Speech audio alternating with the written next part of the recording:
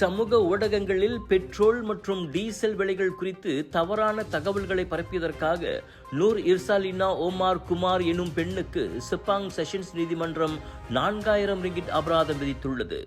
அவர் தனது குற்றத்தை ஒப்புக்கொண்டார்.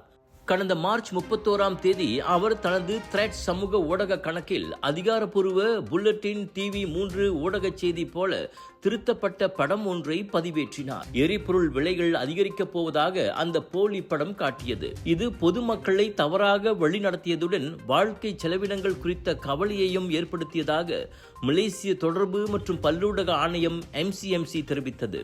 இந்நிலையில் 1998ஆம் ஆண்டு MCMC சட்டத்தின் கீழ் அவர் மீது குற்றம் சாட்டப்பட்டது.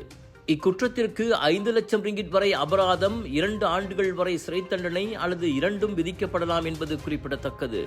4000 ரிங்கிட் அபராதத்தை செலுத்த தவறினால் 6 மாத சிறை தண்டனை அனுபவிக்க நேரிடும் என நீதிமன்றம் உத்தரவிட்ட நிலையில் அவர் அந்த அபராத தொகையை செலுத்தினார். இந்த தீர்ப்பை தொடர்ந்து பொதுநலன் சார்ந்த விஷயங்களில் பொய் செய்திகளை பரப்புவது சமூகத்தின் நிலைத்தன்மையை பாதிக்கும் என MCMC பொதுமக்களுக்கு நினைவூட்டியுள்ளது.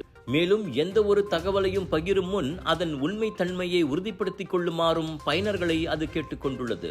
வணக்கம் மேக்ஸ், உங்கள் புதிய OTT உலகம்.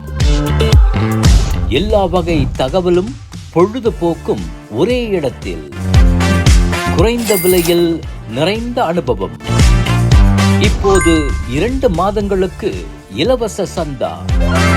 வணக்கம் மேக்ஸ், உங்கள் பொழுதுபோக்கின் புதிய முகவரி. அரசாங்க ஊழியரா நீங்கள்? கடனுதவி வேண்டுமா? கவலை வேண்டாம். உங்கள் பண தேவையை தீர்க்க காத்திருக்கிறது அரசாங்கத்தின் முழு அங்கீகாரம் பெற்ற நிதி நிறுவனம் அங்கதான் ஜாதி டிரி. எளிய முறையில் குறுகிய காலத்தில் உங்களின் கடனுதவி அங்கீகரிக்கப்படும். உடனே திரையில் காணும் QR கோட்டை ஸ்கேன் செய்து மேல் விவரங்களை பெற்றுக் கொள்ளுங்கள். இது ஒரு சில நிபந்தனைகளுக்கு உட்பட்டது.